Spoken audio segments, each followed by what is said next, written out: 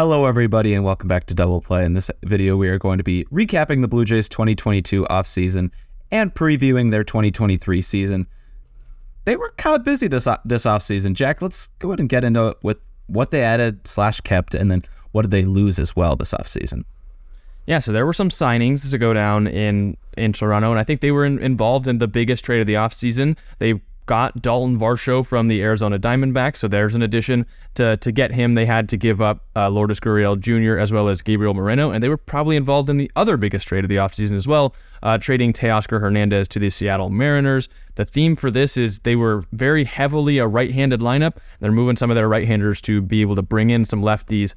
They got Kevin Kiermaier on the free agent market, also Brandon Belt, first baseman from the San Francisco Giants. They add Chris Bassett from the Mets to be probably their third starting pitcher. And then also Eric Swanson, who was a great reliever for the Mariners last year, Chad Green from the Yankees, and Zach Thompson from the Pirates. The other loss that is notable is Ross Stripling, who had a kind of a career revival year in Toronto last year as a starting pitcher, and he went out to SF. But overall, it was a pretty busy offseason for the Blue Jays, and one that I think that they definitely needed. What did you think was the biggest move, or one that'll make the most impact? I think I would probably say it is Varsho, and kind of what you see on the field, it's going to be Varsho. But I'm gonna go with Chris Bassett here. It makes the rotation kind of one of the better ones in baseball on paper, and you kind of get the boost in that rotation that they maybe thought they were getting when they got Jose Barrios. And now I think the starting rotation is being one of the better rotations in baseball. They were top 10 in FIP, and I think just missed out on top 10 in ERA last season. And if you get the same production from the top three, being Manoah, Gausman, and now Bassett, and you can maybe get some of a return of what Barrios was, and then you get Ryu and Kikuchi towards the back, you got some good depth back there. I think that their ceiling is one of the better starting rotations in baseball. So maybe Varsho, you mentioned getting that lefty bat, is going to be bigger to their offense than Bassett is to the rotation. But I think Chris Bassett's going to be very important to this rotation if he's able to perform this season. Yeah, I like the Bassett addition, first of all, but I ended up going with those left-handed hitters as the biggest addition because we mentioned they were right-handed, but you can't even overstate just how right-handed they were. You have Alejandro Kirk and Danny Jansen behind the plate, both righty. Vladimir Guerrero Jr. at first, he's a righty. Bo Bichette at short, he's a righty. Matt Chapman, also a righty. And then in the outfield, they had Gurriel, they had Teoscar Hernandez, and they have George Springer still, all right-handed. And they couldn't operate with all those righties, even though they were all great hitters in the lineup at one time. And so they ended up moving Gabriel Moreno and both of those outfielders. They were kind of giving up what they had a surplus of, which were corner outfielders and the catching position, where Moreno, one of the best catching prospects in baseball, but didn't really have a spot. They had Alejandro Kirk, the starting catcher in the American League, for the All-Star game last year.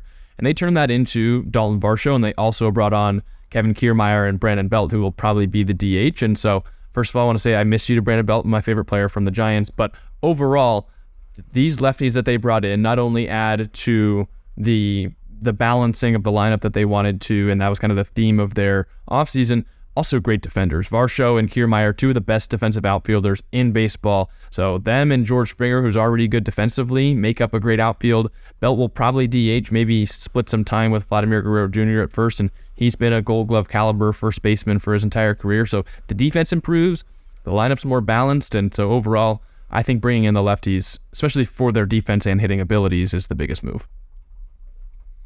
Yeah, I feel for you for losing Brandon Belt. Say that real quick. Obviously, I lost Seager, my favorite player, last year, so you lose him here. But for the Blue Jays, it was a good addition. What would you give their offseason a grade as a whole? I give the Blue Jays a B+, and I think because there were subtractions and they did lose players. Like you're losing Teoscar Hernandez, Lourdes Gurriel, and Gabriel Moreno. That's more than most teams lose in an offseason. But I think it was kind of like the additions and the subtractions settle out in a good spot. Like I still think they improved despite losing some bigger pieces that other teams obviously would be very happy to have. So I went with a B+. I went with a B+ as well, and we don't cheat on those. We supposed to had them here at a B+, and they improved based off what they needed, and I think that's kind of why I like this offseason for them so much. Maybe you look at the names that they added and lost, and it's maybe worse than a B+ if you look at it like that. But if you look at the current roster and what they struggled with, what they needed, I bumped them up to a B+ because of that and kind of the stuff we've been touching on with the left-handed hitters, kind of balancing that out in the lineup. Yeah, and getting good left-handed hitters as well. They're not just some random lefties. Like Brandon Belt can hit when he's healthy. Varsho, obviously one of the more underrated players in baseball. So adding left-handed hitters that can hit is important as well. Yeah, and I think it just provides some protection as well for some of these other right-handed hitters. Just because there's going to be more people on base if you have got some lefties in the lineup against a righty pitcher. And overall, you mentioned Chris Bassett makes their starting rotation pretty great too. You're going to have Manoah, Gosman, and then however you want to lay him out, Bassett and Barrios, who Barrios is supposed to be good. He was terrible last year, but if he can return to some sort of his previous form, gives you one of the better rotations in the American League. So I like what the Blue Jays did, and they definitely improved. Getting into what to expect, for me, I expect them to be the top wildcard team at the worst, and I think they got a real shot at the American League East. I know we both had them winning it last year, but I think right now you expect them to be right back in the mix, and definitely the top wildcard spot. And I'm sticking with that prediction from last year. It didn't pan out last year, but I'm saying I'm expecting them to win the division, and you'll see that once we do our full season predictions, records, playoffs as well. I'm predicting them to win the division as of right now, and I think they're once again going to have a top 3 lineup in baseball. Based on WRC Plus, they were second last season, only behind the Dodgers, who got a little bit worse this offseason. They were right above the Mets, who talked about them in our Mets episode last week. So I think they're going to be right up at the top again, and I think their lineup is still one of the better ones, and like I said, their pitching has the ceiling to be one of the better rotations in baseball as well. Yeah, I mean, I don't fault you. I think that they can compete. We'll talk about the Yankees later this week. I think they're the clear competition for the Yankees, and the Yankees are the clear competition for the Blue Jays. But it'll be a fun race, and I'm not going to say who I have winning it quite yet. To get into bold prediction, do you want to start? Yeah, so if you've been watching all of these, you're kind of piecing together my full season preview that will come out kind of as one later. But I've got them going up against the Braves in the World Series. You were kind of, when I dropped that bomb with the Braves, you were like, oh, I can't wait to see who you have in the American League facing the Braves. And so here you go. I got the Blue Jays making a trip to the World Series. Wow. I mean, you did kind of spoil your World Series pick quite early. I know you're not going to say who's going to win yet. Keep that secret. But nope. I was kind of piecing it together. You said not the Astros.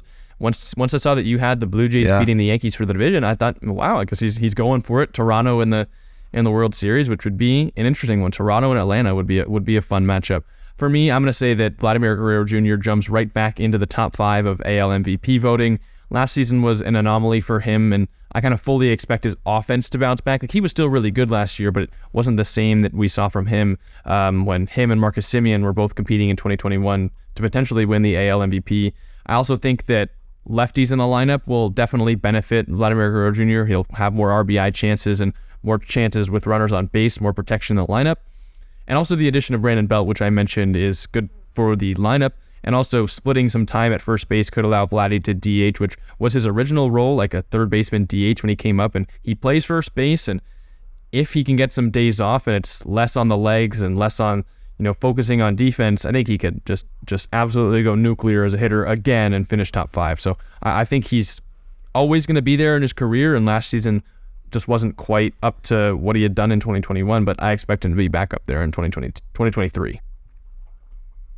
Well, there you go. We both have the Blue Jays in the playoffs. I've got them making a trip to the World Series. Make sure you check out our full prediction episode to see where Jack has them going. Obviously, they have at least a wild card spot in his mind, so Blue Jays fans, let us know, what do you grade this offseason? And then also, what are you expecting for this year? What's your bold prediction? Make sure you leave a comment down below, like this video, and subscribe as well. That'll help out our page and get you more Blue Jays content and baseball content all around if you're a baseball fan. But with that, we've been Double Play. Thank you guys for subscribing or watching this video, hopefully subscribing, and we'll see you next time.